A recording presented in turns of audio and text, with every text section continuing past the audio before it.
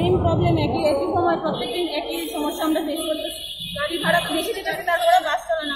আমরা তো অফিসে যেতে লাগে না, অফিসের মধ্যে আমরা তো একদিন গেলে যে বাকি দিন যাইতে লাগে না, এমন হয় না। ডেলি আমরা যাই, এই সমস্যা সবাই যায়। এখন সুষ্ঠু কোনো সমাধান সমাধান না হলে তো আমরা তো সমস্যায় গিয়ে কিচ্ছু না দাদা, আমরা চাই এরা স্মুথলি গাড়ি রান করুক। আমরা প্যাসেঞ্জার যারা আছি, অফিসে নিত্যযাত্রী, আমরা যাতে স্মুথলি যাতায়াত করতে পারি, এইটুকুই কথা।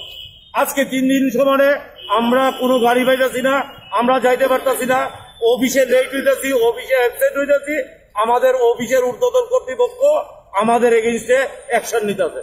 আমরা চাই এটার একটা সুষ্ঠু মীমাংসা হোক, অতি সত্য যাতে একটা সুষ্ঠু মীমাংসা হয়, সেই জন্য আমরা রাস্তায় আজকে দাঁড়াই। আমরা বাধ্য হয়েছি আজকে রাস্তায় দাঁড়াইতে এইভাবে।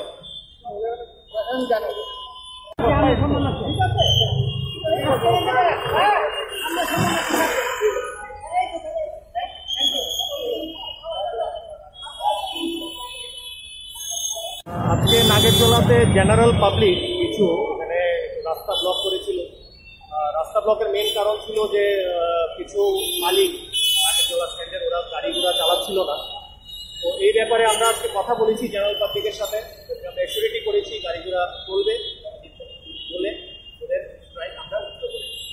এখন কি রাস্তা মানে গাড়ি চলছে? এখন নর্মাল আছে।